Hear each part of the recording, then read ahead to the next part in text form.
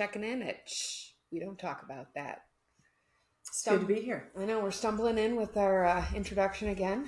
It's okay. It happens. And we're going to figure it out. We'll figure out what it's going to be. I was trying to work out what I wanted to say earlier today. And then I was like, I got to write a script down and memorize it. And I'm so bad with memory. I wonder why. No idea. I have no idea why either. Head injuries, multiple head injuries. We don't talk about that. Multiple head injuries is what it is. Yeah. We don't talk about that. So yeah, we're here to talk about something that is near and dear to both our hearts. Mm-hmm. And it almost actually didn't happen. Today's podcast almost didn't happen because I had surgery last week. And apparently you couldn't understand me because the guy, when I went to Kroger and asked for chapstick, he sent me over to the sushi department thinking I wanted chopsticks. So that was definitely part of my day yesterday. So if I'd still had those that nasally tone to my voice, we were going to skip today's podcast. But thankfully, that has removed itself, and I'm feeling better. And so we're here to talk about something that's near and dear to both our hearts, which is EMDR. Mm-hmm. And I'm going to let you explain what it is, because I don't fact check before I just spit out words, and I say the wrong thing and give the wrong label sometimes. You do amazing. I know I do, but I also do that. Both things can be true. What was that title you were shop working? Oh, I said the eyes have it, EMDR, what it is, what it means, and what it can do for you. I like that. And we've kind of mentioned it over the past 6 episodes, like EMDR. And EMDR is eye movement desensitization and reprocessing. So not reprogramming, because we're not reprogramming your brain. We're just reprocessing events in your brain, which is kind of cool. Some of us need to be reprogrammed. Some people do need to be reprogrammed. I agree. And Francine Shapiro, she's the one that kind of created it, stumbled upon it by accident. I think Joanna talked about it. I think maybe episode 5. I think you mentioned. Might have been. Yeah. And so she kind of put all of her thoughts and words into plan and into action and was testing it out and trying to see how it would work. And initially, she just called it eye movement desensitization. So it was just EMD for about the first 3 years of its existence. That's when it was still reprogramming. It might have been reprogramming then. It might have. And EMDR is fairly young still. It was only born in 87. So we're coming up on math. In 27, it'll be 40 years old. I don't know. And I should clarify for our listeners, I'm being sarcastic there. Natalie's giving you facts. I'm dropping in sarcasm so yes, it was just, what was it? It was just EMD. EMD. Yes. Okay. Yeah. And there was no R. There was no R. Okay. I don't know where the R came from. At some point, realizing that you're reprocessing your memories and you're not just getting desensitized to them. Right. I assume. Right. That's kind of where it came from. Right. But it's pretty cool. And so I wanted to touch on who can benefit from EMDR and what types of issues or concerns or what have you will not benefit from EMDR. So I'll go over the pros first. The pros have it. So PTSD, anxiety, stress, phobias, depression, grief and loss. If there's a trauma attached, and I want to say that specifically because even though we can reprocess some of the grief and loss that someone goes through when they lose someone, we can't just remove the grief. Your body has to go through its own process of processing grief, but we can help decrease if there's a big event or a big traumatic situation that's tied to the grief. Right. Sleep disorders, eating disorders, addictions, chronic pain, self-esteem, sexual dysfunction, performance anxiety, self-defeating behaviors, and anger. So originally it was more focused on trauma and kind of working your body through the trauma so that you're able to manage things better and cope with things differently. Where they started to add different protocols if the standard protocol, and the standard is this specific, what's the word I'm looking for? Like a script that we follow when we go through each traumatic event. So they've developed different scripts that might be helpful, especially for people that can't see a very clear picture of what their trauma is. They can only feel it in their bodies, or they can feel significant pain or discomfort in one part of their body, being able to work through that and reprocess that, which is really cool. And in the training I went to, we had to go through kind of all three. Find something we could visually see, find something that we were only reacting to emotionally, and then find something that was a physical pain in our body, to kind of showcase like how it works. It's not just for trauma. I've used it a lot with first responders, not necessarily to childhood trauma or even adulthood trauma, but say you're a cop or you're a firefighter or EMS or you're a nurse and something happens and somebody ends up dying or you're in a really scary situation. Being able to reprocess that immediately so it doesn't stay stuck. Right.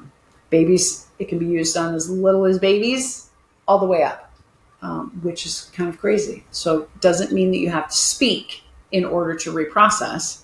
As long as we are able to attach things to things, it works. Some of the things that it's not most helpful for or with major health conditions that are connected to something else, like I can't go in there and reprocess your cancer.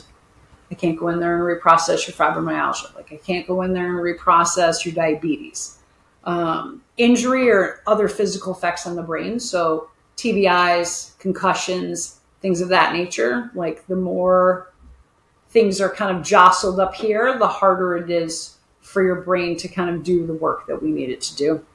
If you're actively having suicidal ideations, any type of psychosis, ongoing exposure to trauma in persons. So if someone's coming to me and you're in a domestic violent relationship and we're trying to work through those domestic violence events, but you're still going back and the perpetrator still lives there, or you're a child and we're trying to work on some of those things, but you're still going back to that home, it's not as helpful because now you're opening up a can of worms and then you're taking that can of worms into the home.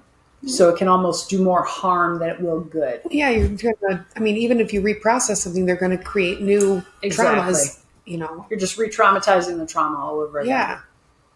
Yeah. If you're unable or unwilling to connect to your emotions, babies are different. Even a lot of studies and cases have been done with people that are on the spectrum, because sometimes if you can't connect to your emotions, it can be more difficult, but there's protocols for that. But if you're just the average adult and you're refusing to or unable to actually get in touch with those emotions that are going on inside of your body, it's not going to be as effective. Any dissociative disorders and any personality disorders, they suggest EMDR is not as helpful as it could be. The problem there is that complex PTSD and dissociative identity disorder can look really similar to each other. Yeah. And you don't necessarily know until you go through a whole bunch of trauma therapy. Absolutely. Some of it being EMDR. Because I was one of those that they asked about having whether I had borderline personality disorder or DID. Mm-hmm. And I didn't. But, it turned out that I just had complex depression and then complex PTSD and trauma. Yeah. So when it's the C in front, that was the component that they kept missing with the diagnoses with me. They just kept saying, she has PTSD, depression, but it's the C in front of it that it makes all the difference. Absolutely, which is why we don't necessarily jump in and be like, first session, all right, I got everything I need, let's jump in and let's get to work. Mm-hmm. There's still other things we need to figure out and still other diagnostic tools that we need to use to make sure that you're in a place that's okay enough for you to do the work. Because we're not doing the work, we're just helping you do the work. And obviously, as we've said many times, it's not easy work. No. It's the hardest shit you'll ever do. It is. It's some of the most rewarding. Outside of parenting, mm-hmm. It has been the most rewarding thing I think I've done with my life. And I think that this podcast will rank in my third thing, which is feeling like as a further step of my healing. But that's one thing I want people when they hear we keep saying that it's hard. We say that because I don't want you to think, Well, they said, they talked about it and it sounded so easy. And then I got in there and that shit was hard. And they set me up for failure. And we want you to understand that none of these modalities that we're going to talk about are easy. Some are more difficult than others. EMDR is one of the more challenging for some people. I personally loved it. I did not find it to be as difficult, but I was so ready for it. And I had done so much work with my CBT that there was nothing left to do except for move on to an exposure therapy or EMDR or something like that. Yeah. The thing that you have to remember is that it's so worth it. Like, getting through the therapy is hard. But once you're through it, even partially through it, you start to recognize, holy shit, my whole life is changing. Absolutely. The people that are around me are changing. The people that I interact with that are showing up in my life are changing. Mm-hmm. The people that I want to spend time with are changing. And the people that I am now finding that I can count on and lean on, some of them are the same, but there's going to be people that are going to change too. And you're going to have new people that are going to come into your life because you're going to be vibrating on a different level than you have been for however long you've been dealing with that trauma. You just kind of are tuned differently. Absolutely. Absolutely. Because it allows you to think about things and react to things differently. Uh-huh. So it's not that the world around you changes, it's that you change with how you see the world around you. Correct. Which is huge. Yeah, I've talked about that because my problems are not any different. They're the same problems. Right. I can't change how anybody else does anything in my life. And I had to accept that a while ago. Mm-hmm. And I spent, when you have trauma, I think you learn as a kid, especially growing up with trauma, you spend so much time trying to figure out ways to circumvent that trauma. Absolutely. To not upset people, to not cause a problem, to make sure everything's perfect. And then you end up becoming hypercritical. You end up becoming a perfectionist.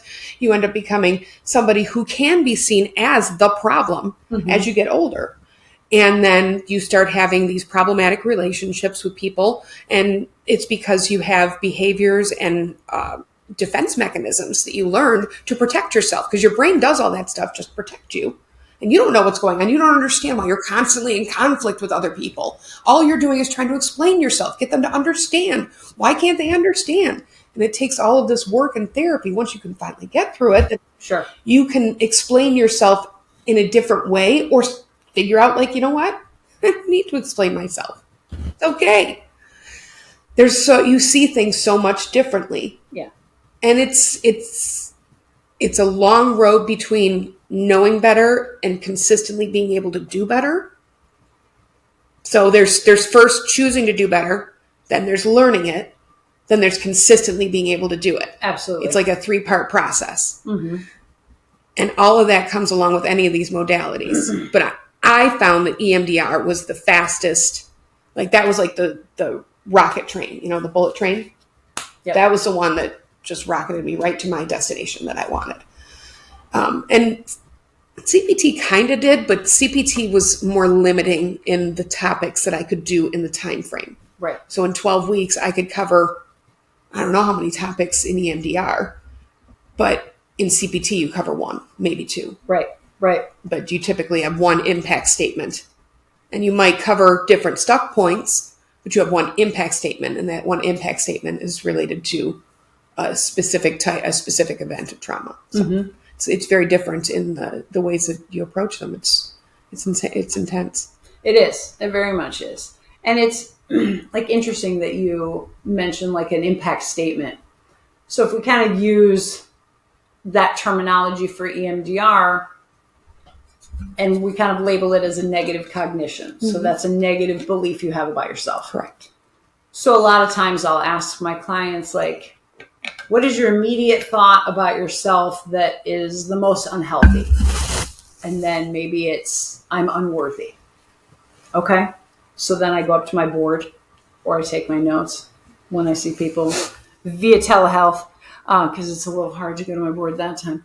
But then I'll write down, like, I'm unworthy. Okay, tell me all the events that have led you to this belief of being unworthy. And so I start writing down all the different events that have led to that belief.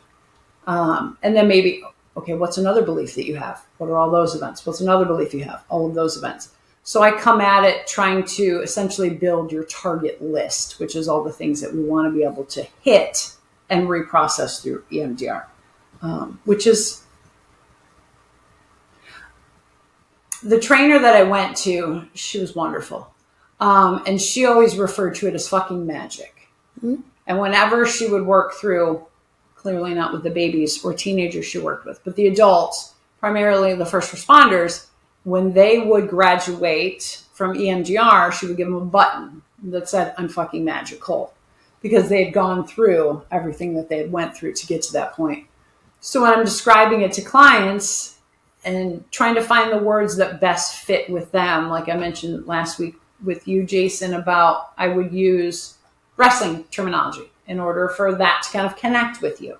Finding that way to connect and being able to say, get to that point where they're like, so this is kind of like magic. And I'm like, it's fucking magical what it is. The way it works is just so fast and so permanent that you're like, how could this even be possible? Right. How could I have felt this way 45 minutes ago when we started, but feel this way now? Like it's going to go away. I can't believe it. Yeah. Like I'm going to leave this session and it's going to be bullshit. Natalie, I'm going to call bullshit. And I'm like, okay, call my bullshit. I want you to go home and I want you to really think about whatever that memory was that we talked about today. Really put yourself back in there. Mm-hmm. And if you feel exactly what you felt before, you can call bullshit. And you can't, because your brain has already reprocessed it, so you can never go back to how it feels. Where we can fall back on old behaviors all the time, but your brain can't go back and pull up something that no longer exists in the same way. Right. You remember what it was like, but your body doesn't react the same way. You don't get attacked the same way. Yeah. I've talked about what led me to talking to Dave about my basically needing trauma, step up in my trauma therapy with you. I don't know if I've talked about it on the podcast, but I was driving down 23 and I was headed towards like between right at M59. And I'd headed to my therapy session. I was thinking about what we were going to talk about that day. And then the next thing you know, I couldn't see anything in front of me. The only thing I could see and feel was what was happening to me. I couldn't breathe because my face was in a pillow. My body was being assaulted. And I remember thinking, and I was not like suicidal, but I was at the point where I was like, if something happens, whatever happens. But then I thought, but there are other people that you'll hurt. And what about your family? Because that was what always pulled me back out of. It's like other people. It was never me. Mm-hmm. Thank God those days are over. But it was, I remember thinking like, Joanna, you have got to pull yourself out of this. If you don't pull yourself out of this, you're going to crash the car. Mm-hmm. You got to pull yourself out of this. And I was able to pull myself out of the memory. Mm-hmm. And one memory like that had already happened once before. I don't remember where I was or what had happened. I know what I like come out of the bathroom, turn the corner, and Tyler came out of his room. And I don't think you've seen Tyler recently, but he is the spitting image of Dan. Oh, wow. And Tyler, I had called him like at 5 a.m. It was really early in the morning, and startled him out of his room. So he came out and he was irritated. And so he yanked his door open and came out with an angry face. And I saw out of a dark room my angry faced ex coming towards me. And he looks like back then. And I just immediately crumpled to the floor and started screaming and couldn't see, couldn't think, couldn't experience anything. It was in a specific event that started to go back. And I immediately thought, you are traumatizing your son right now. Right. And I had to pull myself out of that. So that had happened. And then the thing with the, and I kind of blew that off because nothing dangerous. I didn't blow it off. Like, I was like, I'll talk to Dave about it, but I didn't push for anything really big to happen. But then when the thing on the expressway happened, that's when I went to Dave and was like, seriously, we have to do something. And the exposure therapy is not working. Because I had already, I think we had already started. That's what it was. I had already started the exposure therapy because I had told him, like, we're doing the exposure therapy because it had made all the memories worse. Yeah. And I was like, and I've been thinking about it, and I've been listening to it, and it's making it worse. And now this happened on the way here, and I can't do this. Yeah. And that's when he sent me to EMDR.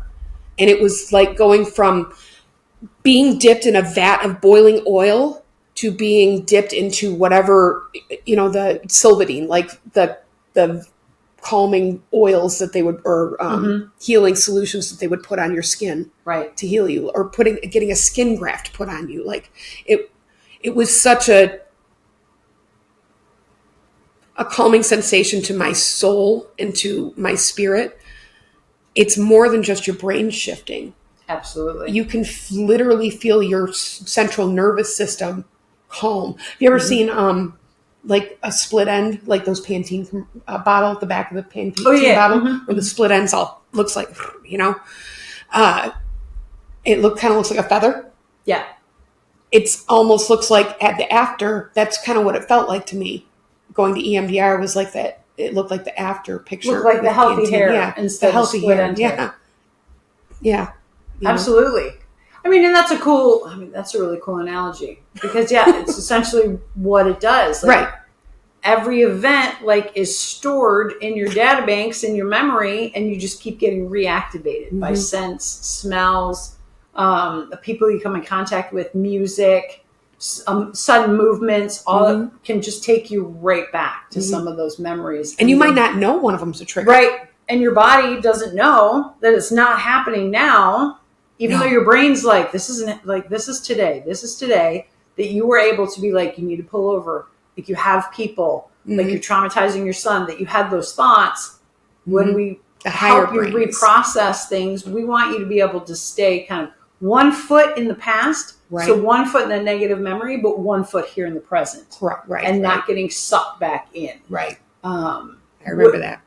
And being able to do that is how your brain is able to do the magic that it does. Yeah. Yeah. Well, I remember when Dave suggested I go to it, I was like, I'm not looking anything up. I don't want to scare myself. I won't fucking go. I know I won't. I know myself. I'm just going to wait. And then whatever happens. And then I'll decide whether or not it's right for me. And then when I went, the first time I knew it would be background.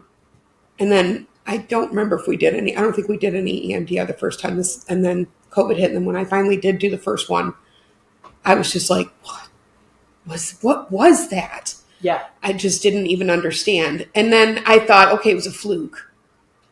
And then it just got bigger and bigger and bigger. And it's not just that day that something changes, for me anyway. Through the whole week, I would feel things change. And I would go to bed and I might have dreams, but they weren't nightmares. I wouldn't get attacked. Yep. And then I would wake up the next day and be like, fuck them. And those fucking people didn't deserve me, and have a totally different outlook than I'd ever been able to have before because something had been reprocessed and I had been able to think of things in a different way than I'd ever been able to think of it before. Absolutely. So, absolutely. I don't know. It was just very cool. It's amazing. It's just amazing. So I'll give a little bit more of the clinical stuff of it, but not in super clinical terms because not everybody understands clinical terms. So I don't use them. So with EMDR, there's 8 phases. So I'll talk about the 8 phases in a minute. But ultimately, how do I get desensitized and how am I reprocessing these memories, these events? Like what's happening, the magic that's kind of taking place in the brain. And what we're using is bilateral stimulation. So we're activating your right brain and left brain. And not at the same time because they can't go at the same time. So it's alternatively. And we use 4 different types of methods to get that right brain, left brain activated when you're in that negative thought or you're in that event or whatever that trauma is. The standard across the board was always through the eyes, hence eye movement. And when you're taught, you just use your fingers. So you're just holding your fingers up and you're having the client follow your fingers. So they're activating right brain, left brain by following their fingers. And then light bars became a thing where you're watching a little red light bar go up and down. There's different apps that we can use through telehealth where same thing. There's a little ball across the screen. Or if you're in a room and you have a big picture frame in front of you, then just kind of going back and forth with the picture frame, whatever it is to kind of get that left brain, right brain activated through your eyes. Mine was buzzers. Then there's like the tactile one. And that's done through tapping or through buzzers. So with the buzzers, like you take one in each hand and your therapist controls at the speed at which it goes. Right. Because it needs to go fast, but not so fast you're going to pass out when your eyes are being activated. But it needs to go fast in order to kind of activate that left brain, right brain to go back and forth for the past and the present to kind of get the two to match. Match isn't the best word, but to get your irrational yesterday thoughts to have a conversation with your today rational thoughts to kind of get to that piece where you're slowly desensitizing. Another way is through tapping. So whether you're tapping a table, whether you're tapping your knees, whether you're crossing your arms and you're tapping your shoulders, doing the same thing. And then the final piece is through audio. So whether the client's wearing headphones, you're wearing AirPods, earpods, plugged in, not plugged in, however you have them that work the best, there are apps that we can then use that now you're hearing a beeping in your ear. And again, it's right brain, left brain. So it's activating that while you're thinking about whatever the traumatic event is. I've used all of them except Buzzies just because I never bought Buzzies. I never bought a light bar because that's really pricey. So I use my fingers with kind of moving them back and forth in front of the client's eyes. And I did that for 3-ish years. 3-ish, 4-ish years. Again, math. And then when I transitioned to telehealth, I started using tapping. And I have my clients cross their arms, so whatever feels comfortable to them, and then they're tapping on their shoulders or their biceps, if you will. I want them to be able to tap where I can see them. So if they're tapping the table, I can't necessarily see it unless the screen's big. They sit far enough back. If they're tapping their knees, I can't see it. If any client was like, this feels uncomfortable, great, let's find a different way. I haven't had a client that said that feels uncomfortable yet. That way, I'm able to see how fast you're tapping. If you're tapping too slow, I can say, go ahead and speed up. That way, like, your body gets in the rhythm of it. And again, all of this is just activating right brain, left brain. While it's activating it, it's allowing, again, that memory from the past to have a conversation with your rational self of today. So the memory of the past has you feeling sad, heartbroken, terrorized, sick to your stomach, all of those things. I'm not worthy, I'm unlovable, I'm not good enough, kind of feeling all of those things inside of your body. And your today brain is like, but look how far you've come. Look where you're at now. You've survived. That was in the past. It's not happening now.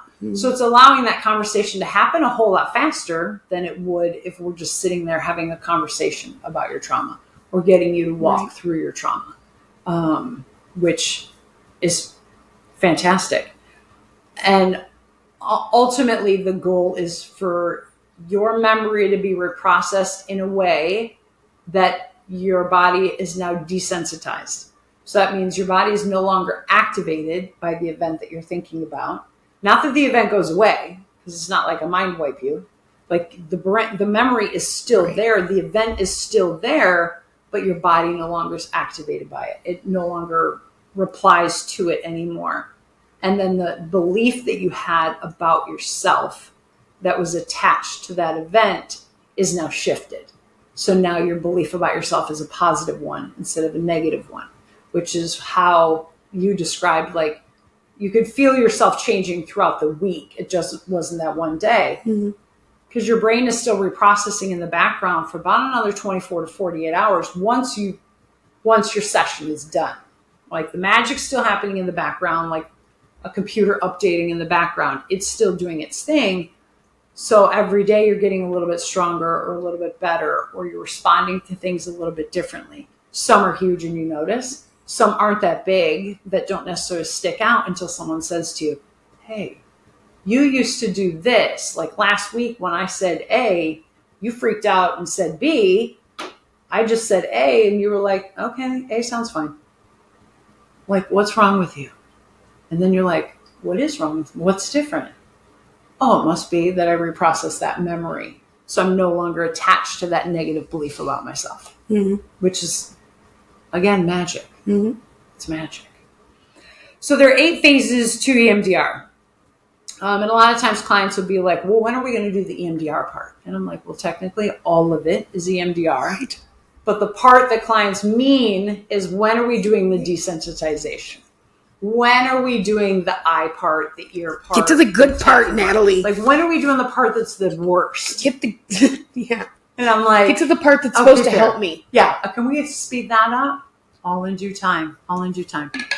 So phase 1 is history taking, which is the background stuff, gathering all the background information, kind of trying to create timelines. What are you here for? What do you want to work on? Like, essentially your intake, and looking at, okay, what's going to work, how it's going to work, how do you think, how do you process information, all the things that we need to know as clinicians.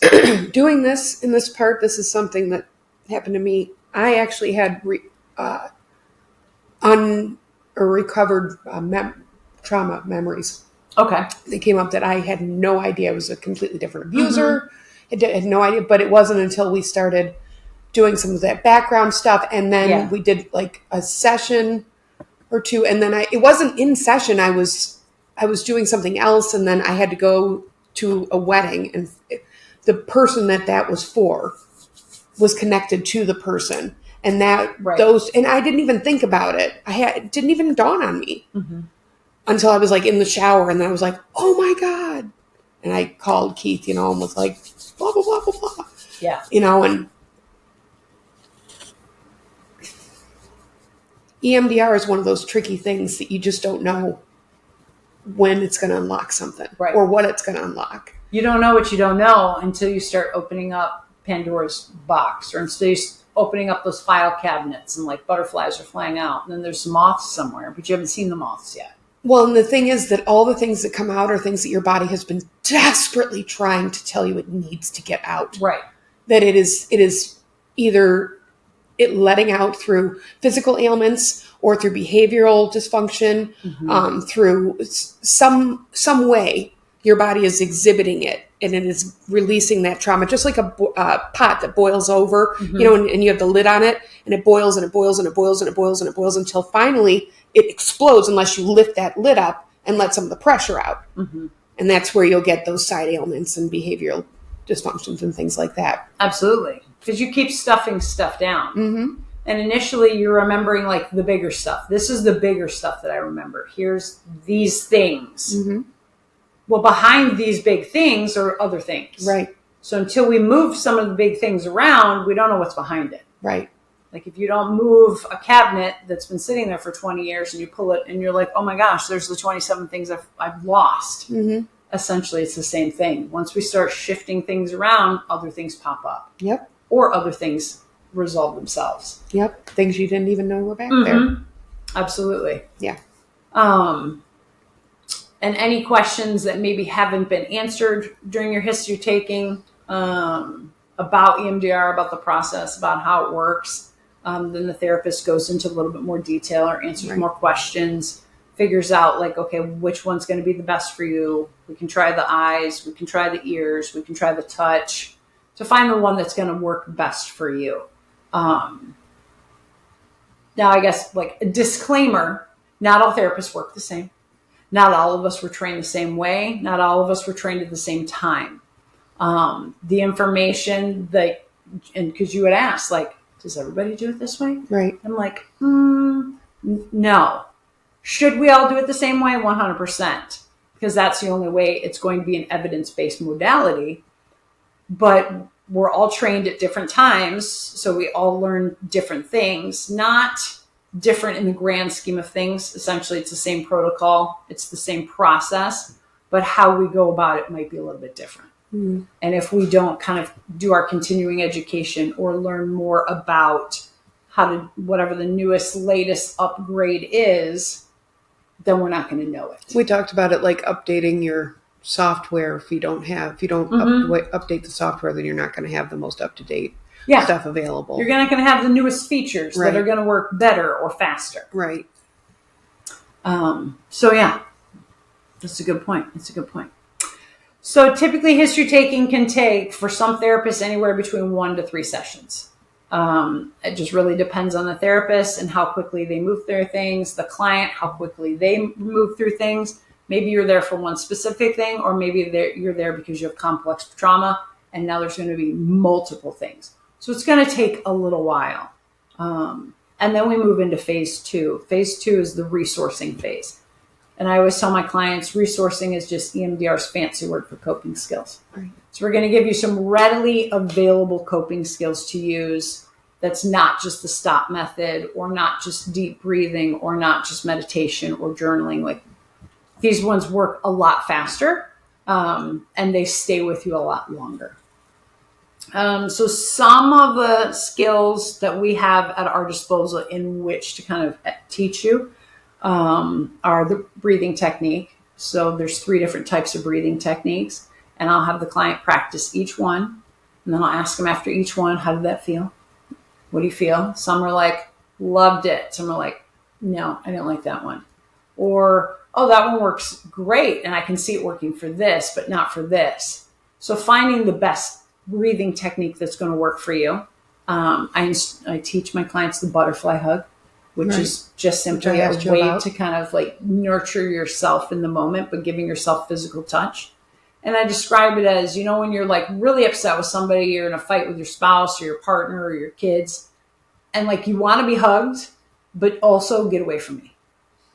So this is a way for you to kind of go and like give yourself nurturing until you're ready to then accept it from somebody else.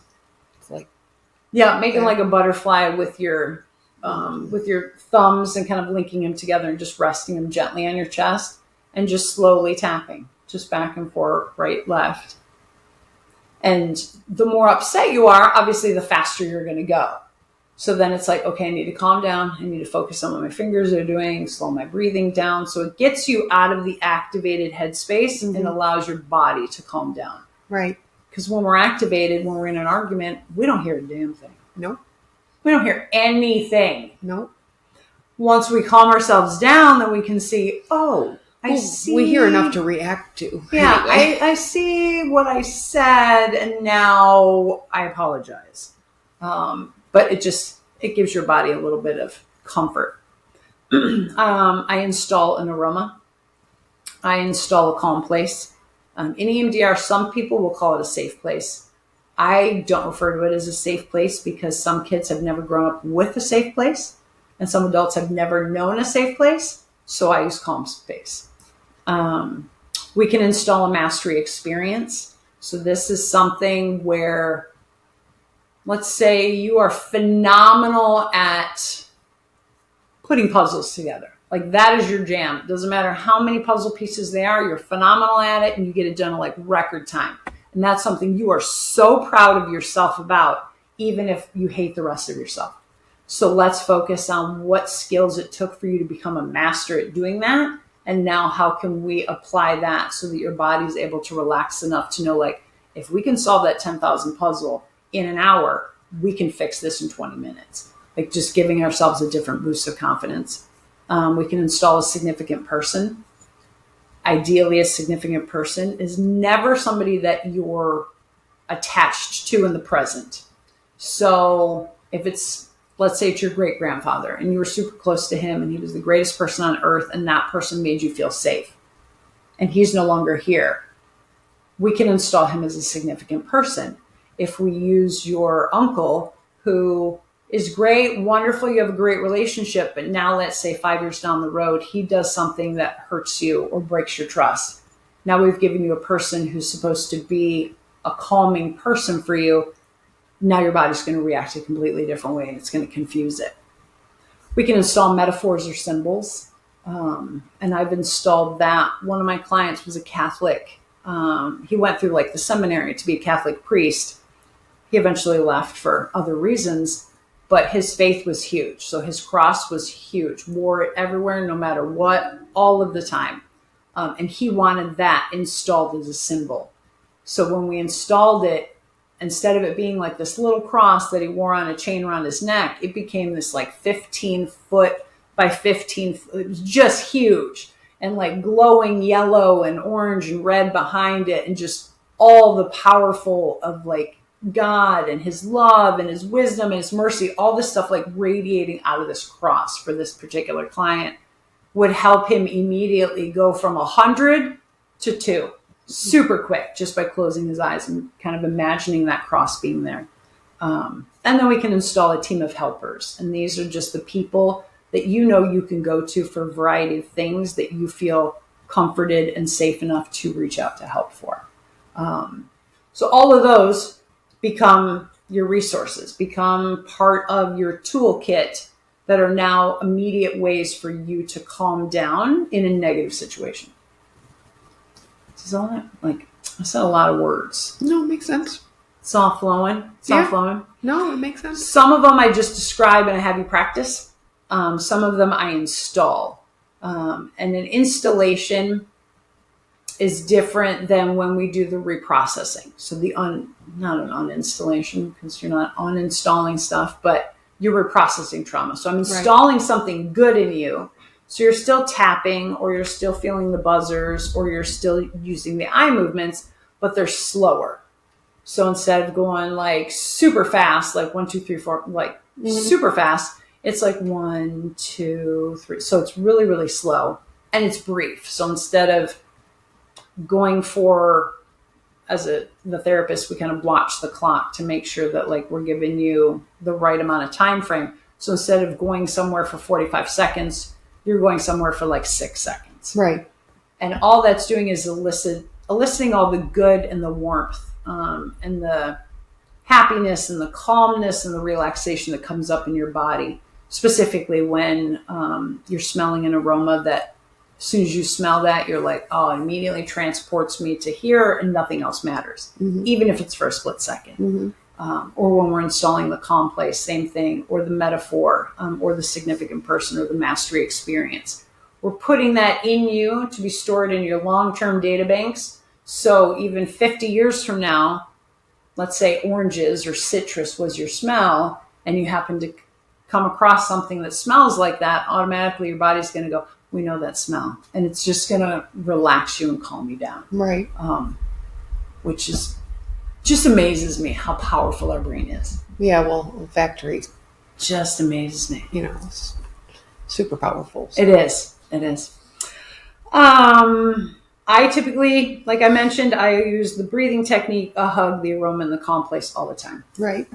Once I get all of those installed, and this takes 1 to 2 sessions typically, then I talk about a container. And a container is a place to keep your resources so that they're readily available. Some people will like create their own little box, or they'll design a little bag, something they can put their positive resources in.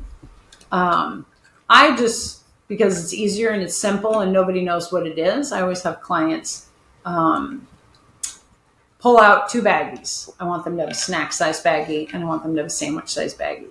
The snack size baggie, I'll tell them I want you to put the negative symbol on. And the sandwich size bag, you put the positive symbol on. And then I'm going to send you a list of the words, whatever the breathing technique is, whatever the other words are for each of the resources. I'm going to write it down on a note card, a sticky note, a piece of paper, what have you. Put it in that positive container bag. And now, no matter what, you always have your positive resources readily available. And I'll tell them, like, if you need to make one for your purse, if you need to make one for your backpack, you need to put one in your car, you need to put one in your work desk. I work with a lot of law enforcement. You need to put it in your work bag for work. Wherever you need to put it so that you have immediate access to this until you're using them so much that you don't need to be reminded of what they are. Right. Carry it with you. And then they always ask, well, what's the negative bag for? And the negative bag is for all the negative thoughts, feelings, emotions, actions. So when we do the installation, I want you to practice. So I want you to practice for at least a week, 2 weeks before we start talking about the trauma or the negative stuff or the big events. So I'll let them know anytime you feel anything negative, you hear anything negative, you see anything negative, you smell anything negative that hits you and your body reacts negatively, I want you to do one of two things. Either write whatever that is down on a scratch piece of paper, put it in the negative bag, or just visualize yourself taking that negative thought or that negative feeling and getting it out of your body and putting it into that negative bag. So when we get rid of something out of our body, we need to give our body back something. So if you go on a 5-mile run, you're getting rid of all of this sweat and all of this water and all this stuff. Yeah. So when you get done with your run, the first thing you need to do is you need to give yourself water. You need to replenish. So you're getting rid of negative and you want to give yourself positive. So then I say practice. You're not going to get it right every time. Some of my clients are like, literally, what if my day is negative 24/7? Like I can't get away from it. I said, then do it as much as you can. Set a timer on your watch. Set a timer on your phone so that it reminds you, do something positive or use a resource. You're right, because I know I've encountered A, B, or C. So anytime anything negative happens, put it in the negative bag, take positive out of the positive bag and give yourself back something. What this does is it allows you to start changing without you realize that you're changing. Right. Correct. Because no longer are you holding on to all the negative that's happening. You're trying to kind of release it as much as you can when you remember to. And you're giving yourself something positive back. Just the symbology to your brain. Yes. You're showing your brain that we're going through this process. Absolutely. Especially if we've installed an aroma. And you're carrying around that aroma, whether it's a candle or essential oil, what have you, anything negative that happens, now you're smelling what this aroma is. There's a positive belief inside of your body that we've already attached to this aroma. So even if you're like, oh my God, I just fucked up, I'm so stupid, happens, and you're like, okay, let's get rid of the stupid. Now I'm smelling the aroma, and maybe your aroma is, I'm worthy of good things. So automatically you start training your body and your brain like, we can do this, we can do this. Again, which is just part of the magic. And we haven't even gotten to the actual reprocessing of anything. Right. So it's getting your body and your brain ready for the little combat that you're going to go through. You've already lived through the war. Correct. Now we're just kind of going through the little combats. Yeah, nothing's going to be worse than what you already went through. Right. With the trauma. Right. But if you've buried it for so long, and maybe this is the first time you're talking about it, or the first time you're actually acknowledging that it happened, or really opening yourself up to really thinking about the entirety of that memory, like your body doesn't know that it's not in the war. No, that's true. But the one thing that I tried to remind myself was I was going to get attacked no matter what.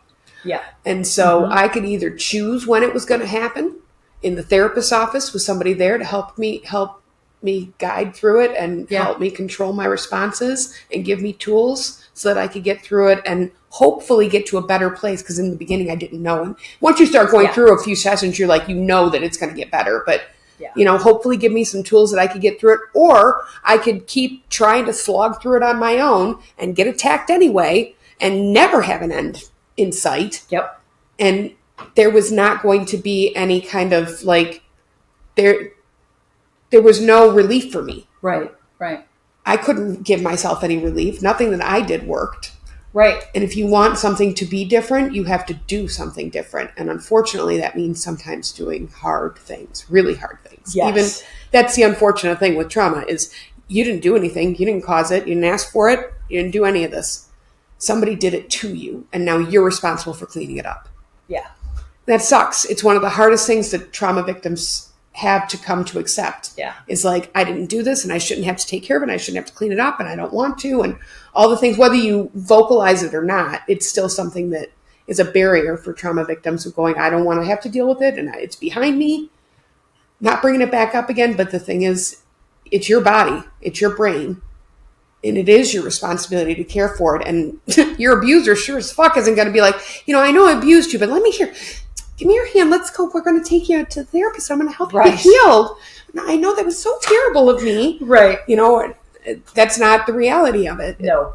So, and you can't go back and undo a war or an accident or something like that. So it's unfortunately our responsibility Just like we have to take care of our bodies with our doctors or with our diet or anything else, we've got to do the same thing when it comes to our mental health. Absolutely. Even when it's not our fault. Well, our mental health is never our fault, but I'm saying like even when somebody's done something to you that's far and above, outside of anything that had your responsibility, your actions, it's still something you got to handle. Absolutely. Or you're stuck. You're just stuck in a tornado. And staying stuck, it's the worst. It's absolutely the worst because there's no way out. No. And so we just push it deeper and deeper until eventually that volcano explodes. And now we're spreading everything everywhere because we can't maintain, but we don't know how to maintain because we were never taught how to maintain. Yep. Yeah. Trauma will out. That's right. Trauma will out. That's right. So after we do the resourcing, we get into the assessment phase. So still, we haven't even done any reprocessing yet. Like we haven't even worked on anything yet. We're still building up to that. And the assessment phase is where we kind of decide what we're going to work on process, what events or targets those are. I create a target list with my clients. Typically, I start taking notes from day one. Things that you have mentioned are huge. Things that you haven't mentioned that are huge, but I know that they're going to be huge. So I put everything on the list. Yeah, because I had like big, medium, small, basically. Everything on the list. And the first client that I did EMDR with after I went through all the trainings, I was like, okay, like we're going to do this. And she was like, I'm here for it. I've been in and out of therapy for 10 years. I need to try something different. I'm like, well, this is going to be different. So let's go for it. So with her, we created a trauma list. And on her trauma list were 26 different items. And they were none of them were small, easy, like I broke my leg when I fell off a bike items. Right. Like they were significant items. And she was like mid to late 20s. Like she wasn't even that old. And I'm like, oh my, that's like a big list. Of course, I'm not telling them that's a big list. They already know it's a big list. So we kind of look at the list and I give each event or each trauma its own specific like title, whether it's like the biking incident, the letter incident, that time in the car with mom, whatever it is. Like, I don't want to I'm not going to say, so that one time when this, and like elaborate on everything they've already said. Like when we talk about the letter incident, what comes up in your body? Like how much is your body physically reacting to me just saying the letter incident? Stay out of your brain, attached to your body. How much? And I give a scale, the subjective units of distress, which is how much your body's in distress when attached to this event or this trauma. On a scale of 0 to 10. 0 is like super calm, chill, and relaxed. 10, literally every bell and whistle in your body is going off. And then the client will say whatever the number is. I jot it down. I say, okay, take a deep breath. When I say the bicycle event. So I try to walk through them as quickly as possible. 1, so you're not staying stuck in any one trauma. But then 2, to get you through it as quickly as possible. So now that you can use the resource. So you can pick up that candle or that aroma and you can just smell that and allow your sympathetic nervous system to just calm back down. Everything to relax. And I do this for a couple of reasons. 1, because I want to know which ones your body thinks are the big ones, the ones that your body's reacting to, because those are going to be priorities. And then 2, looking at what are the themes within those. So I say the letter incident. I ask you how much your body's responding. We go through everything. You're taking a deep breath. You use your candle. You use your calm place. You calm everything back down. I say, okay, now this time I want you to tell me what you want to believe about yourself when you think about these incidents. So I'll say the letter incident. Well, I want to believe that I'm significant. Okay, write that down. Okay, when you think about the letter incident and the words, I am significant on a scale of 0 to 10, so now this is a validity of cognition scale. 1 completely false, 7 completely true. How true do you believe right now today that you are significant when you think about the letter incident? And then given a number. Typically, all the validity of cognition numbers are super low because you don't believe them. And all of the subjective units of distress are higher because they're activating you. Again, okay, pick up your aroma, go to your calm place, calm everything back down. So then what I do behind the scenes is I look at what matches. So if like I am significant is listed for like 10 of your events, then I know that you have a feeling of not being worthy, insignificant, a waste of time, wish I was never born. Like you have all these underlying concerns about your own self-worth. So all of those are kind of like in its own category, if you will. And then looking at like, I'm beautiful just as I am. Okay, are there any relevant to that, to maybe physical features or how you feel about yourself in a crowd? So I try to kind of, and I only do this so that my brain is able to say, okay, we're working more on self-belief, self-core, deeply rooted messages versus messages that kind of spilled over from some of those core messages. So just, that's my own rationalization to kind of say, okay, where are we going to go to when we start reprocessing once we hit phase 4? Hopefully that all made sense. Yeah. Yeah, for sure. So then phase 4, now we're in reprocessing. So now we've probably been together 4, 5, 6, maybe even 8 sessions. Well, one thing I wanted to say before you move on though, I hope listeners heard how many times you stopped to calm them during that whole process. Right. That this is not like you go in, you talk about this, you get activated or triggered, as people know, whatever term you use, you get activated, you're super amped up, you're then upset, talking about the most horrific experiences that you've ever had in your life or thinking about them or stuck in that, and then you stay there the whole time. Right. That's not what happens. No. It's like it's like trying to, like, we know that this trying to deal with this trauma is like trying to eat the world's biggest hoagie by yourself. Right. So we don't expect you to do it all in one sitting. No. Or all in one, one go. We don't expect you to get through one session where you don't have to take a moment to calm yourself. Right.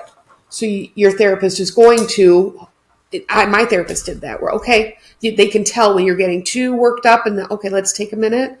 Let's get you back to your calm place or your safe space, whatever verbiage they use.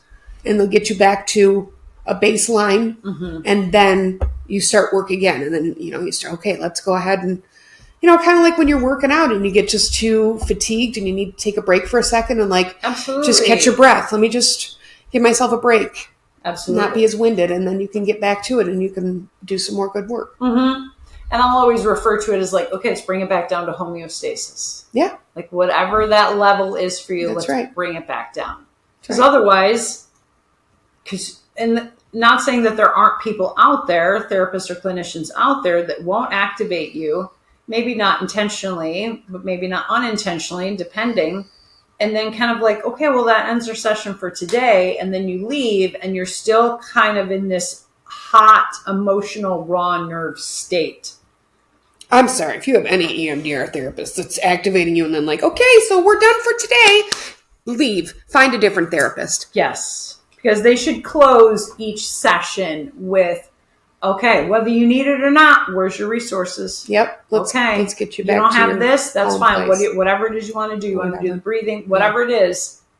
Even if it's a really good session, like, let's just make sure, let's check in with our body.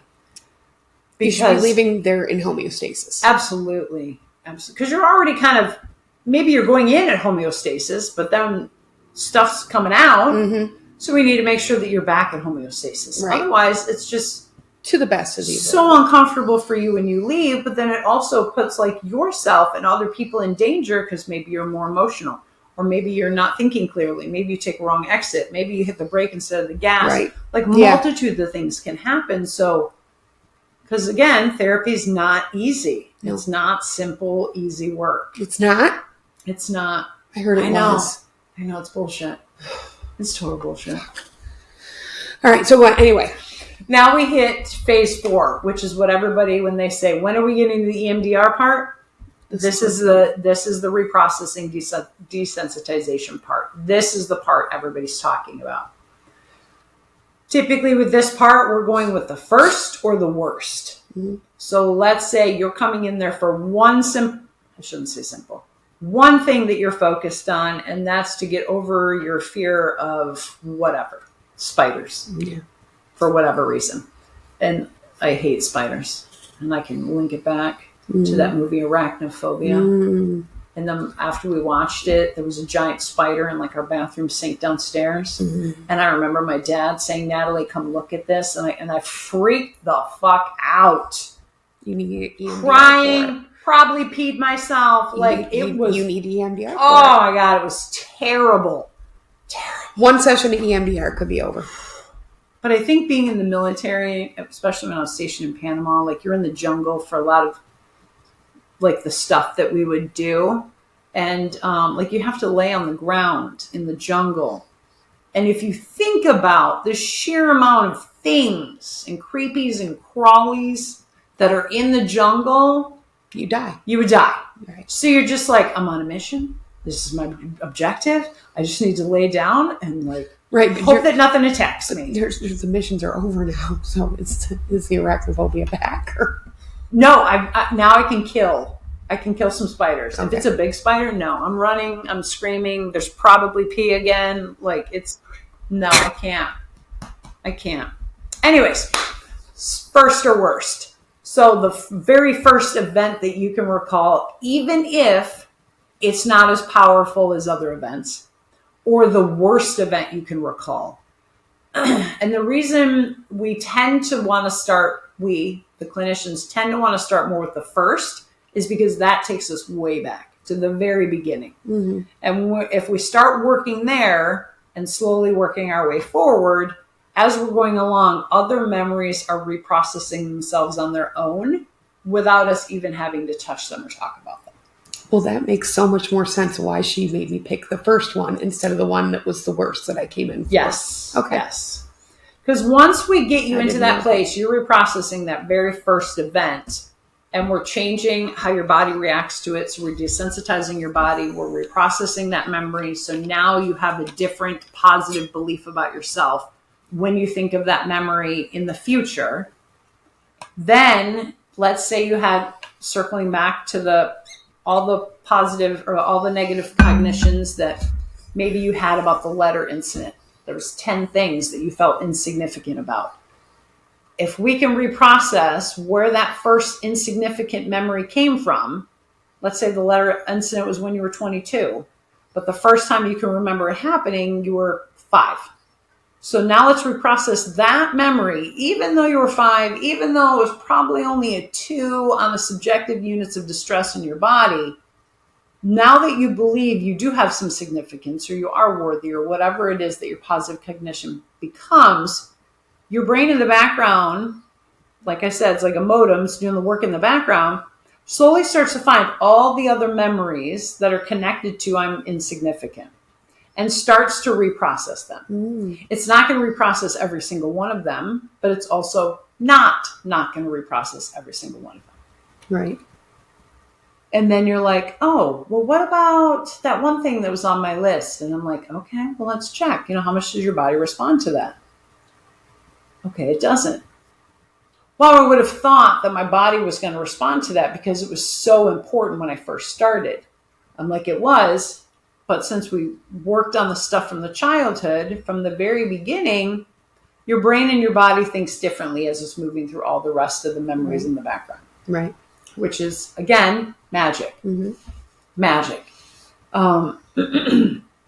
So we pinpoint that target, make sure the resources are handy, picking out which works for you, the eyes, the ears, the touch, and then we start working through our protocol, which is just our script that we follow. That's asking very specific, pointed questions. And then once we get your answers for those questions, then we basically say, okay, I want you to take a deep breath. Now I want to put you right back in this memory. And I'm restating, I do this. I'm not saying that all EMDR therapists do this. I do this. I wish I could remember why. I think because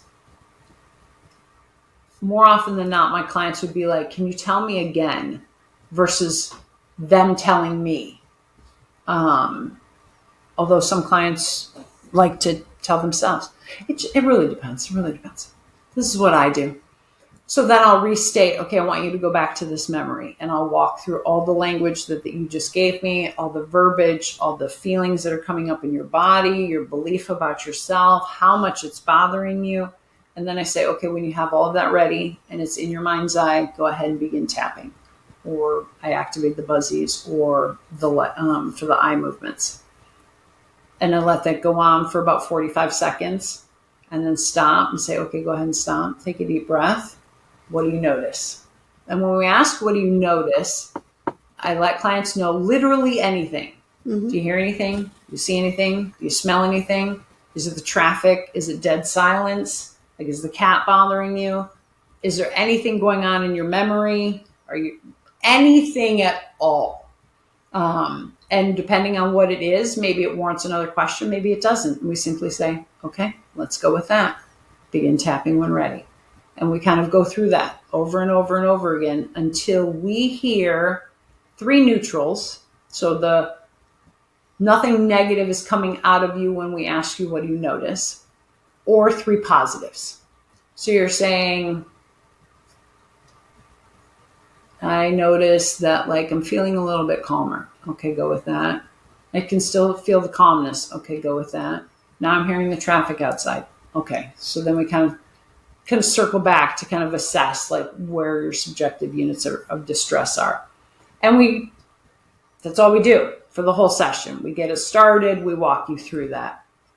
Some memories or events, traumas, however you want to refer to them, can be reprocessed in just one session. Right. Some can take 2 or 3 sessions. I've only ever had them take 1 or 2 sessions. I've never had them go longer than that. I had a couple go longer. In order to help you get to wherever it is that you're going to get to. Not saying that they can't go longer. I just haven't had that happen yet. Yeah. I had it, but they were linked to other things. So yes. And when other things come up, and then I kind of jot down, like, okay, this is circling back to this memory. This is going to this memory. Right. And so if I have a client get not off track, because it's not like you're going off track, your brain is just trying to pick other stuff to bring into that one. So depending on what it is, I'll say, okay, when you think about the original memory, so I kind of bring you back the original memory. I don't ever describe what the original memory is again. I don't ever mention what your negative belief is again, except in the very beginning when we first start the reprocessing session. Because then after that, it's just the original memory, the original target, original event, whichever word you want to use. What do you notice when you think about that original one? Mm-hmm. And then I just jot down anything else that's coming up, because then we can circle back to that when we do like a reevaluation at the end. To kind of keep things, okay, we're just focused on this one specific thing. There are therapists that will, so essentially what I do is what we call EMD(r). So we're focusing on one specific event at a time. Mm-hmm. Other clinicians will use EMD(R). So now we're opening up the can of worms and we're letting you go throughout all the cans of worms. That's what I did. So it really depends on that clinician. Yeah. Both are effective. Both work great. It just depends on what that clinician is. I don't even want to say more comfortable with, but just what seems to work best for their clients. Because some clients will come in with one very specific thing and some clients will come in with multitudes of things. Mm-hmm. And some don't even know what they have. So it's trying to figure out those pieces. Yeah, it makes sense. Again, a big thing, we want you to remain in the present and not get stuck in the past, which is why we kind of stop after a little while and ask you, like, what do you notice? A lot of my clients will close their eyes when they are tapping as they're reprocessing. Yep. And I always let them know, because we're on telehealth or even in person, like, I don't want you to think I'm staring at you like a creeper. Like, I'm not just like, what's happening in their face? Like, I don't do that. One, because that's weird. But two, like, I'm writing down my own notes. So I'm like watching the clock. I'm looking at you, kind of assessing where you're at, because I can see change taking place. I can see the emotions happening in the body and in the face. For not everybody, some people, it's the same whether they're talking or they're not talking, whether they're reprocessing or not reprocessing. Right. But just kind of noticing. Just depends. Mm-hmm. Absolutely. So now that you've gotten through that to that portion, then, because my therapist for me, we started with I think I started with my earliest memory was where we went to. Mm-hmm. But I had so many that were jumbled that I just picked something that was like, sure, I think this is the earliest. I'm not sure because I didn't really know. Yeah. And then once we started going through all of that and got to a certain point where I felt really comfortable, and it didn't take very long, she really just kind of let everything go where it went. Mm-hmm. And if I wanted to, because I would come in, I did EMDR in a little bit like chunks because I had so many different things that I would go in and it was too much to deal with at once. Absolutely. So I would go in and I would deal with something and then I would leave and then I would come back and be like, this thing is I'm still having this, or I've been having nightmares about this person or this thing. And I really needed, and I would go in and, I think I said on another podcast, she would ask me, are you here to work on a project or are you here to build your toolbox? And I would say, right. I would love to work on a project with you, but I think while I've got your expertise, let's build the toolbox because I can carry those anywhere. Yes. And then build any project anywhere. So that's what I always chose to do rather than focusing on one thing there. Absolutely. And I think that's why she went that route. Totally. There's not a wrong way, whether you do it with a little R or the big R. Right. I think my other therapist wishes that I would have gone in with the little R just for one or two things, because there's a couple of things he's like, how many times are we gonna go over this whole value issue? Not that he's like that with me at all, but right. I interpret this like he's like, well, let's go back and talk about that again. I'm like, why do we have to talk about that again? Can't we just both agree that I suck? That's not actually what's going to happen. No, it's not going to happen. No. We're going to go back and we're going to talk about it. Yeah, we're going to talk about it. Yeah. Once you hit like that end road, and you're like, okay, like positives coming up, your body's like not reacting the same way, and like you're saying, like I'm calm, I'm good, I'm okay. Like I can see the memory. It's almost like it's far away from me. I'm watching from a bird's eye view. It's almost like I'm watching a movie. Mine's like a book. It's like an encyclopedia. Oh, there you go. So before EMDR, mine was a big dusty attic, and they were like in boxes with chains and stuff bulging. And then now it's a beautiful like new annex with like encyclopedias. And it's interesting because the memories are very similar to memories, like a regular memory that you would have, where some of them now I have a hard time recalling them, whereas before they used to attack me. Yeah. And they like certain details would just pummel me, and now it's like, wait, did that? What? Because it just isn't something that's constantly there, and I have reprocessed it. And your brain likes, if it doesn't need to hold on to the information, your brain likes to get rid of it. And that's something that my brain would definitely like to get rid of. So it's got to make room for more stuff. I definitely like to make room for more stuff. Absolutely. But who wouldn't? I know, right? So that was something that I found to be interesting that I did not expect to happen. The memories are still there, but you know how like from childhood, you'll have memories that are fuzzy. Yes. You can recall, and you wish you could recall maybe a little, even some that you wish you could recall a little clearer. Yeah. These I don't wish I could recall a little clearer, but I thought for sure they would be just burned there forever. And I told them that it's not like they'll ever go away. I'll never forget them. They'll never not. I'll always know what happened to me. I'll always. Yeah. But maybe I won't remember every single detail that I remember. And that was an unexpected benefit that I probably wouldn't have believed them if they'd have told me, because it's fucking magical. So how could you believe so you're going to you got a wand in there? What the fuck's going to happen here? I don't understand. Yes. What? I don't understand. I don't get it. I don't get it. I almost drove off the fucking expressway last month because I couldn't fucking control this shit. And now I'm just going to magically forget about it? No, that doesn't, but it does. That is what happens. Mm-hmm. And I'm several years out now from it. It's been a few years that I've had to not have this, to think about this stuff. Mm-hmm. So I think that's why I noticed that when I was thinking about some of the stuff today, and I was like thinking about the annex in the library, and like, I wonder what happens if I tried to pull up a memory.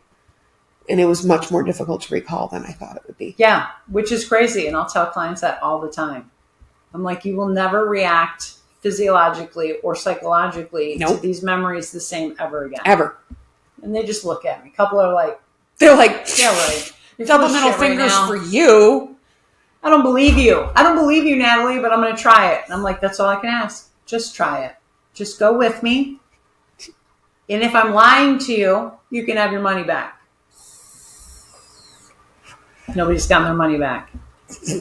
I'm just saying.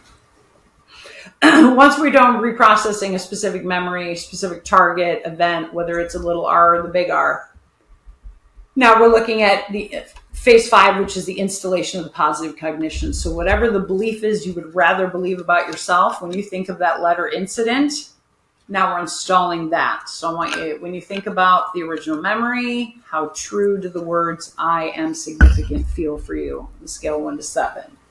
And then the number's already higher without us even talking about it. And then it's like, okay, I want you to focus on that memory and these words, and then begin tapping when ready. And then, okay, what do you notice? Okay, focus, same thing until the number hits a 7. Okay, one more time for good measure. And then once we're done with that, then I say, okay, go ahead and take a deep breath. Now I want you to keep your eyes closed, and I want you to mentally scan your entire body. Let me know where you feel anything, positive or negative.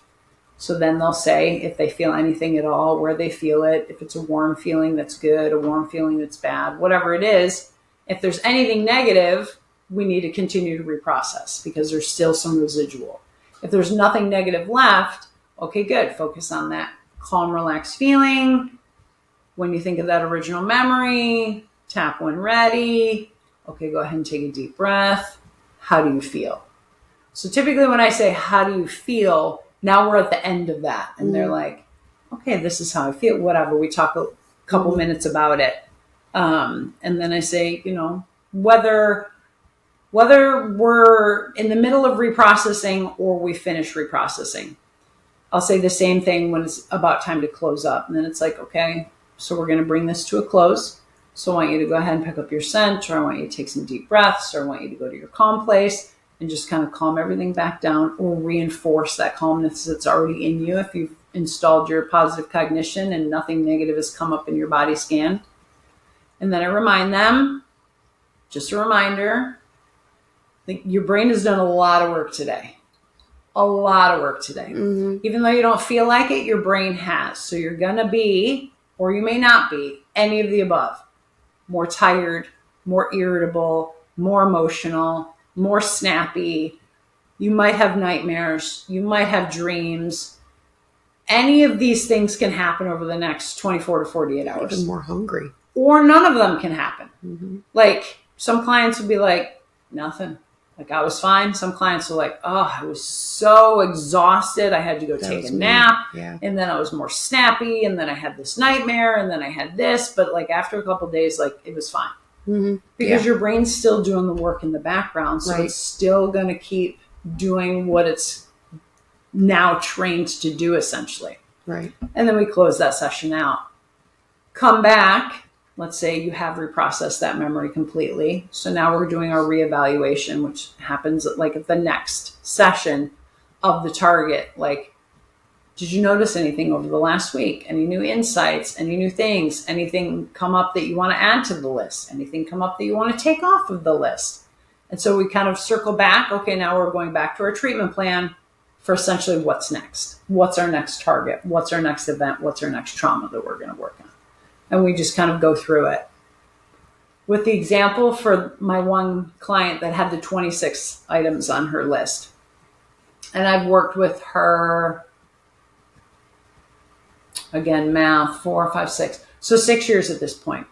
I don't see her all the time. I see her maybe every other month for a check-in for the past 2, maybe 3 years. But in the beginning, it was weekly for obviously quite a while. Of the 26 items that we put on her list, we have only ever reprocessed 7. 7 things on her list. Everything else reprocesses itself in the background, which is phenomenal because you come in and you're like, I have so many traumatic things that have happened in my life. And this is going to take me years to get through it all. Mm-hmm.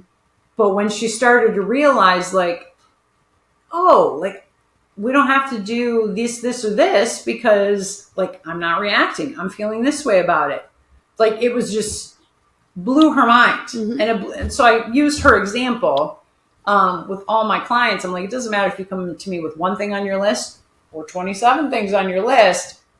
We may not have to reprocess every single one. Some of them will just naturally reprocess and you'll be naturally desensitized all on your own without us even ever having to talk about it, think about it, or walk ourselves through it. Which that's what makes it amazing. And that's a huge piece of why I love EMDR so much because it helps things so quickly and so permanently. Yes.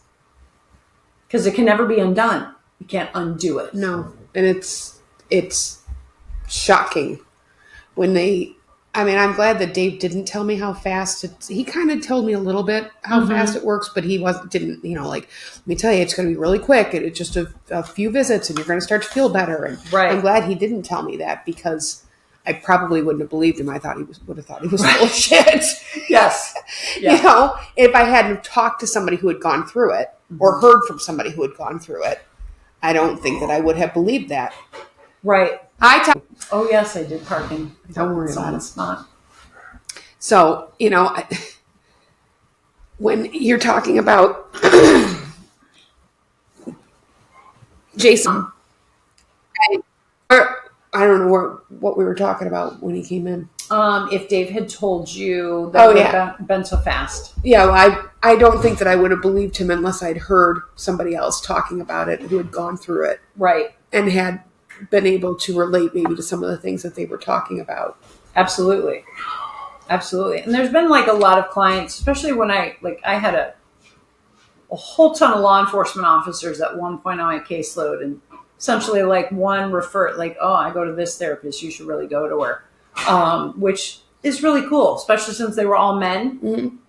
Because, stigma with men and seeking help.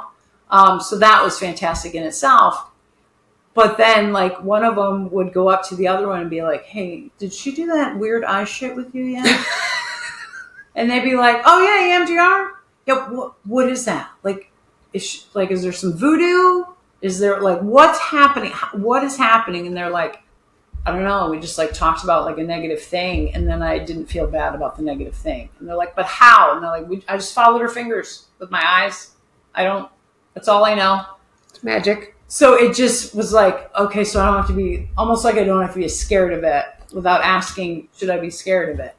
And some would be like, I don't believe you. I don't believe it's going to work. I don't believe it's going to help at all. And I'm like, you don't have to. Right. Let's let your brain do the work for you. Let's see what your brain does with it. Right. Which it's just phenomenal. It's just phenomenal. I know. Makes me so happy. Hopefully I explained it like as best and as simply as I could today. Like I could talk about EMDR for hours.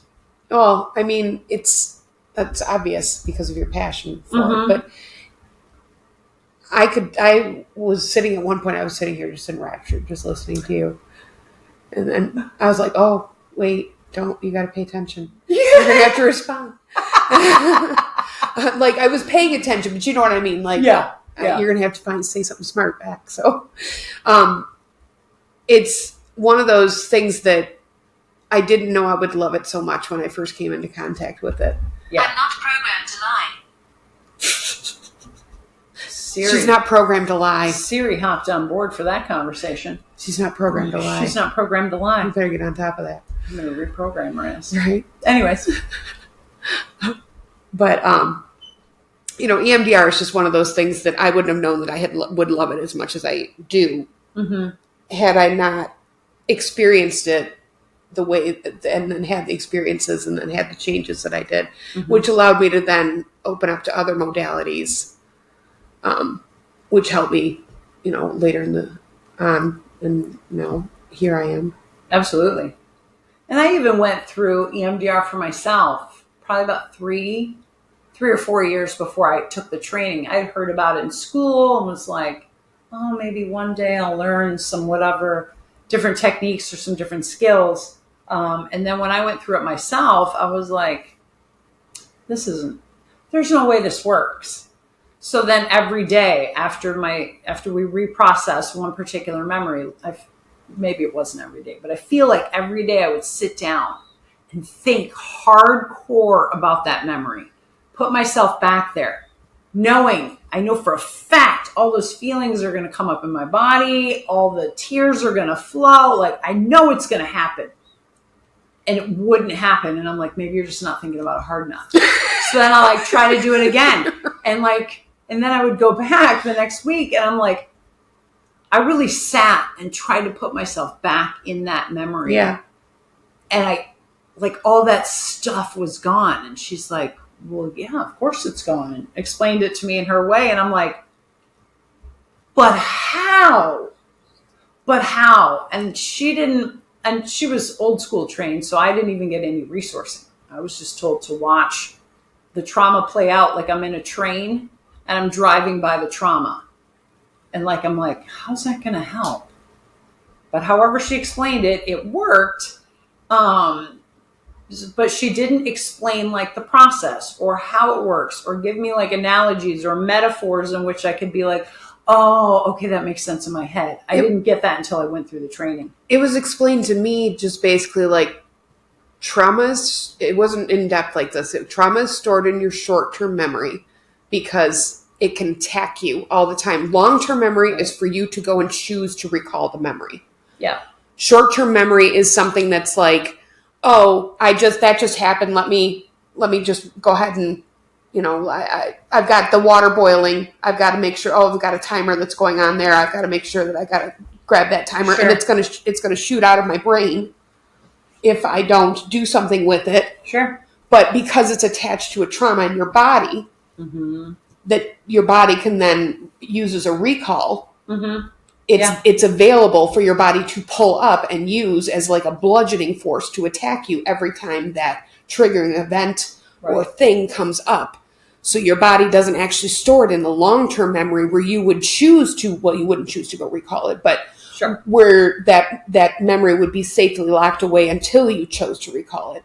It's in that short term where it's kind of just ready to attack you anytime that it gets exposed to anything that reminds it slightly in any way of the event, even if you may not be aware of it. So you were talking about a scent, if there was a scent that was in the room at the time of the event happening and you didn't even realize it was happening then, right, but your body noticed it.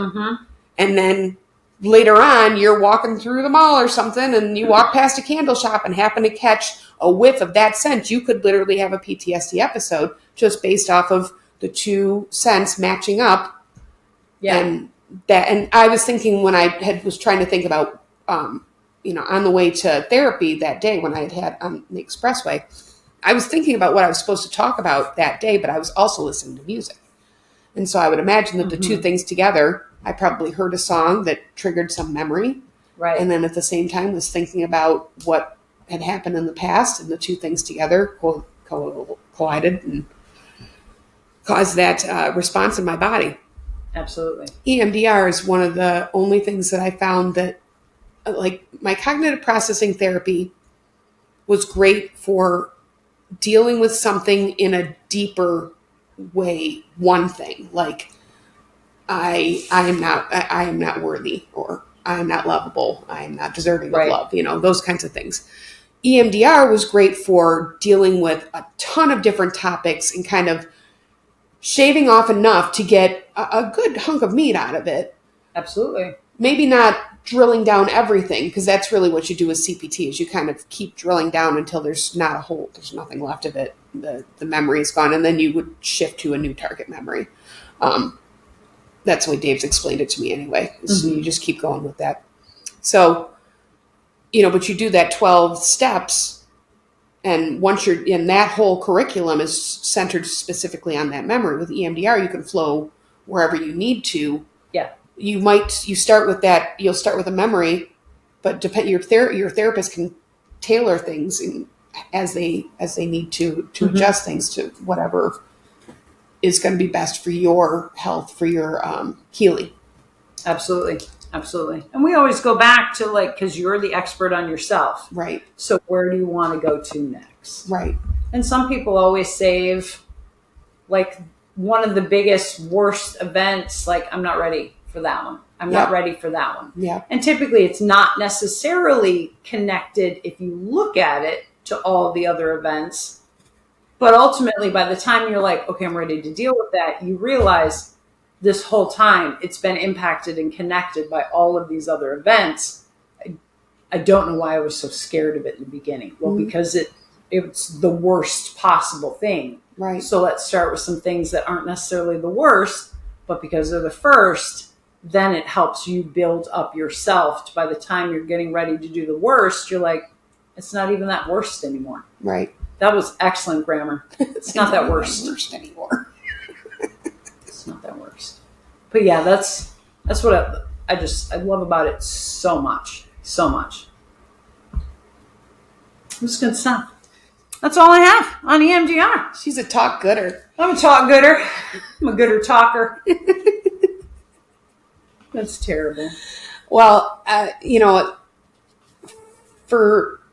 think for anybody out there curious about EMDR, what you need to remember is that it's rapid. It's life-changing. There are different approaches. It can be tailored to your needs.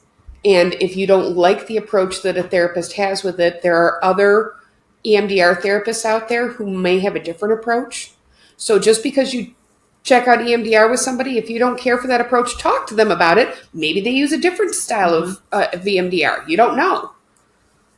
Amy started with the fingers first and then went to the buzzers. If I had told her I don't like the buzzers, go back to the fingers, then she would have gone back to that.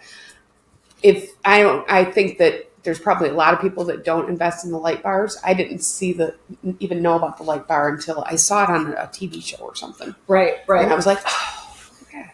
But, they're certainly out there, but being communicative with your therapist is, by and large, it is by far the best tool that you're going to have to be able to shape your therapy for you. Absolutely. And if your therapist is not willing to tailor your therapy to you, then that's when it's time to find a new therapist. Absolutely. And if your therapist is not willing or able to grow with you, then it's time to find a new therapist. 100%. So 100%. I don't think that there's anything. I feel like I added in what I had for EMDR with this, because my experience with the EMDR is different than what you laid out as far as your the way that you approach it with your clients. And as much as I love EMDR, it was a little bit different. Mostly the same. Right. Almost all the same. The only thing that was different was the resourcing. And that's just, with mine, she just basically, we went to my calm place. I don't remember if she called it a calm place or a safe space or what, but we went to that, and she would say things. She would say, notice that. She would say, okay, notice that, instead of whatever you go with that. Go with that. Yeah. But otherwise, it was basically the same thing. But I didn't do anything with smell or installing a person or anything like that. And those might be I don't want to say newer resources, but maybe over time they become newer. Or maybe therapists just find one that they're I really want to stick with this one, and that's the one I'm going to teach my clients. Where I like to have a variety. Yeah. Because sometimes you can be driving your vehicle and you can't necessarily close your eyes and go to your calm place. Right. But if you're able to smell the scent that's in your car, or you're able to do whichever deep breathing, it just gives you different options for different circumstances. Agreed. Basically. Agreed. Right. So, yeah. So I do like that. I think that certainly if listeners have any questions about EMDR, about any of the things that you talked about, please send a message. You'd be better sending a message to Natalie than you would to me. You can ask me and I'll do my best to answer. Chances are, if I don't know, I'm just going to be asking Natalie anyway. But I'm certainly happy to be the middle person if that's what you need. Absolutely. I will do that for you. Yes. Otherwise, I don't know. Jason, you got anything? Well, as far as, people that have questions or comments or things of this nature, I believe both of you have administrative access to the Facebook page. So it's probably easier just to direct all of their answer or the questions that's what I meant. to message us through the page. Your show page. Yeah. So both of you can see it. Both of you can correspond with it. EMDR has been one of these things that has been mentioned from episode 1 on here. Yep. So the fact that you were able to take this episode and really do a deep dive into what this is, this answered a lot of questions that I had just sitting back listening to this, like what all is involved in this, and everything that you laid out here makes perfect sense. Yeah. So Natalie, kudos to being able to explain it in a way that's going to resonate with most everybody. It wasn't over the top technical. You laid out examples that resonate, that people can identify with, and that, in my opinion, is what makes it less intimidating. Because anybody that goes into any kind, just having a conversation about thinking about going into some degree of therapy or a counseling session or things of this nature, they are immediately intimidated because of the unknown. So you being able to lay out a very significant chunk of this in the way that you have, and then, Joanna comes in and verifies based on her experiences. It may have been worded differently. The process may have been not exactly the way that Natalie laid out, but the premise is there. And it is on full display that this is a very effective way to combat a lot of what people are dealing with. So this episode is just going to go right to the top of the list in terms of the individual downloads and the way it resonates with the listener. So from the producer's chair, I give you guys all of the credit here this week. You knocked it out of the park. Thank you. Jason, before my therapist told me about this, I didn't even know you could heal this kind of trauma this way. We're not talking about just going and talking about your feelings so that you feel a little better about it. Sure. We're talking about literally reprocessing memories, emotions, and feelings associated with those memories so that you are no longer being attacked and can take control and re-empower yourself to change the trajectory of your life. Mm-hmm. It is a way of self-empowerment that I have never experienced in my nearly 50 years on this planet. I don't know how better to explain to anybody except to say that if you are looking for a way to heal yourself from any kind of deep trauma, and you're wondering if it's possible, EMDR might be something you want to look into. It may not be for you. We're not saying it's for every single person. Natalie listed out, there are definitely some circumstances, and the more trauma you have, the more difficult EMDR has in cleaning all of it up. So less events, more effective it is. But it doesn't mean that it can't be effective. But, it's always something to look into. And I had no idea that it was even possible to do it until my therapist had told me about it. So that's why I wanted to do a show on it. Natalie and I wanted to do a show on it so that people know this is out there. It's available. Absolutely. And it's available in a lot of ways that people don't even understand. it's not like you have to go and get a referral from a psychiatrist or something to get this. You can go find a psychologist or a licensed therapist on your own who can do EMDR therapy for you. I don't know, can a social worker? If they're trained in it, yep. They can. So anybody who gets trained in EMDR can do this for you. And that's huge. And hopefully we'll get more professionals to join the mental health community who become trained in EMDR therapy. I do think it's going to be one of those incredibly beneficial and pioneering modalities. So. 100%. 100%. But yeah, that's all I've got. Yeah, me too. So we're looking good.